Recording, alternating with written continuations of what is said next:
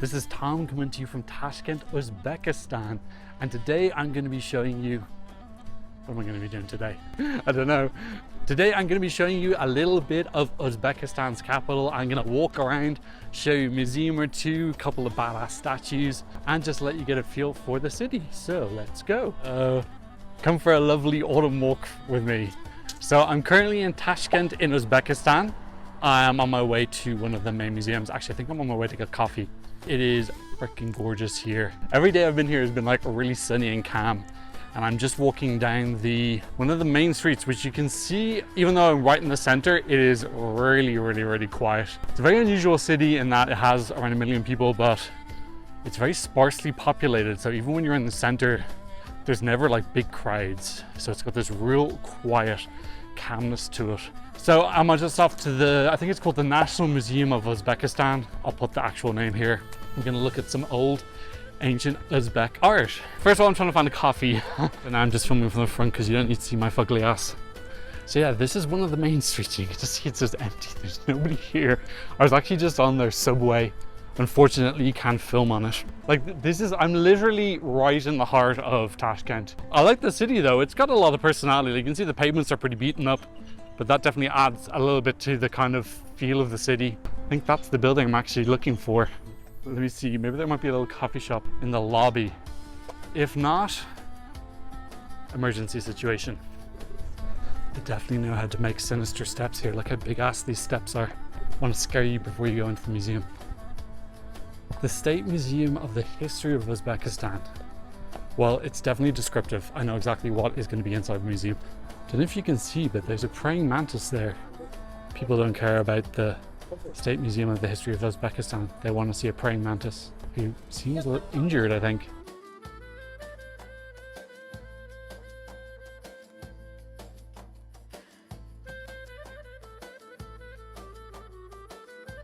I just finished the museum. I'm walking out now. There's this weird policy that you have to pay to use your camera, which I always find really bizarre, because you pay your admission fee and then they want like an extra amount to take photos. I don't get that. Anyway, I only took a couple of photos because it was fine. It was just like a very quick history from dinosaurs up to Neanderthals. Literally the two cabinets were side by side. There was a German tourist group there and quite a few Chinese, because right now in China it is Mid-Autumn Festival. And now I'm walking into town because I didn't find a coffee, so I had a smoothie in the end. I am gonna have a decaf coffee.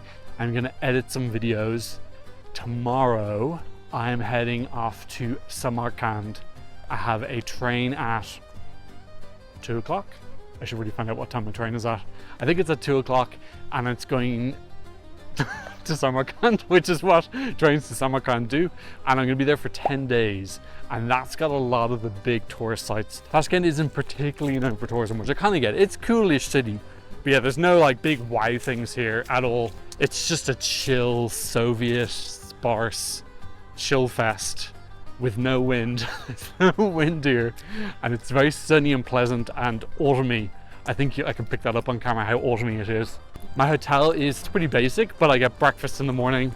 And the people are very nice. They all think that I'm Russian. So they speak Russian to me. I'm mostly speaking them in English, and everyone's English is actually really good. Okay, I'm gonna switch to front camera. So let's walk for a bit so you get a feel for the city.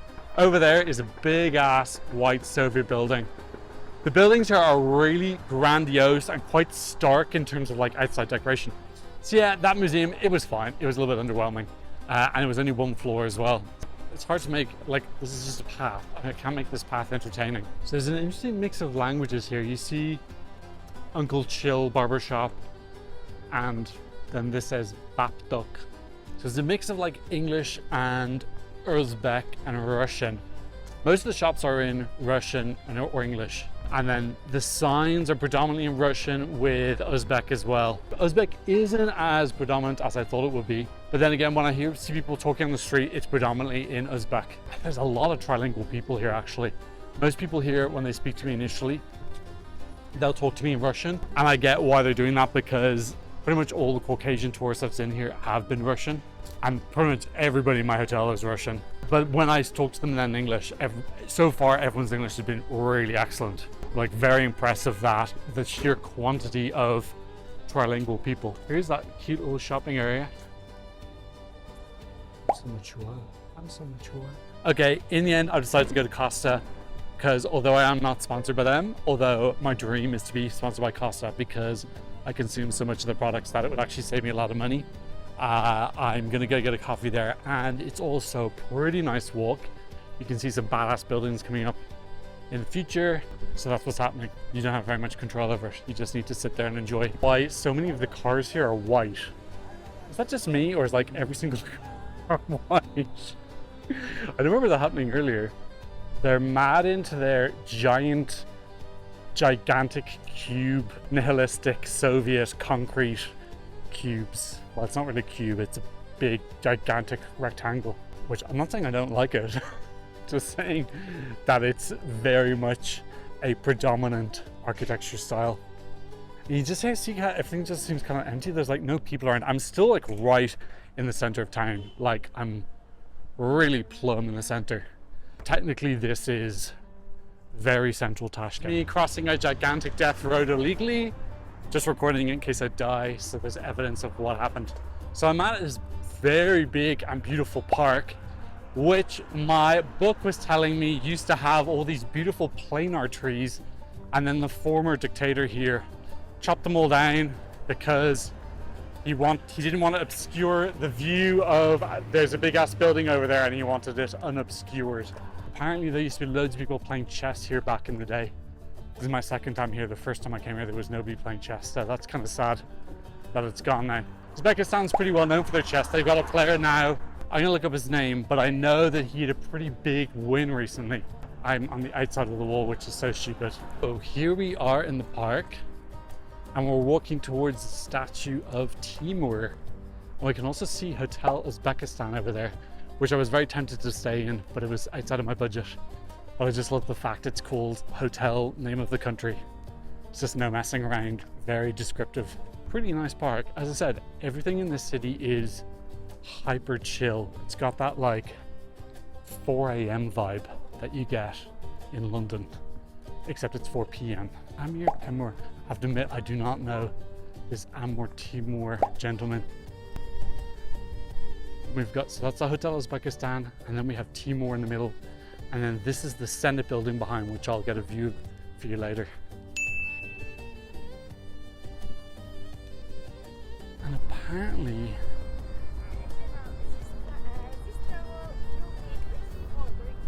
unfortunately the horse's genitals are being mutilated, so that's sad. Well, it's not a real horse, so I suppose it's okay.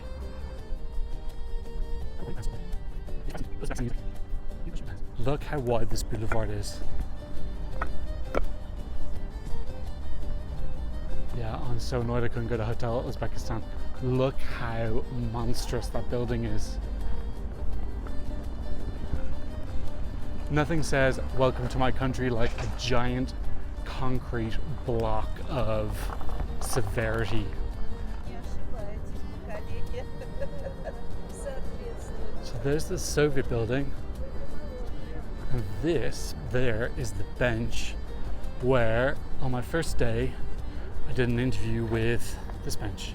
Where's my finger? Come on, finger. There you are. That's the bench where I did the interview with the Uzbek ladies who were doing their degree. There's Hotel Uzbekistan again, because you just can't get enough of it. And then we have this ring road, this huge ring road, which I'm gonna let you see what it's like to cross. It's actually fine. People genuinely will stop for you here. So here's the Senate building, and you can see on the top, let me zoom, there's 2 cranes just living, laughing, loving on top of the Senate. Why not? I've never seen anyone walk in or out of that building, so maybe they're on recess right now. But yeah, like, it might as well just be a statue. I haven't seen anyone in it. Okay, let's cross the road. Let's film it in case I die. Then the video of my death will go viral. Ooh, he's not slowing down. Oh, neither's that person. That's illegal. They should be slowing down. Here's a bus coming to kill me. No, I survived. Oh, that's kind of a nice thing over there, whatever it is. And here we go with the Senate. I made it, yay! I didn't have to find out how Uzbekistan hospitals are. There it is, it's the Senate. Again, literally, if you can see anyone live in the building, congratulations. Okay, I'm gonna walk down here. This is the road that leads to that kind of shopping street I was talking about. And eventually it will lead me to my beloved Costa. Very interesting people here.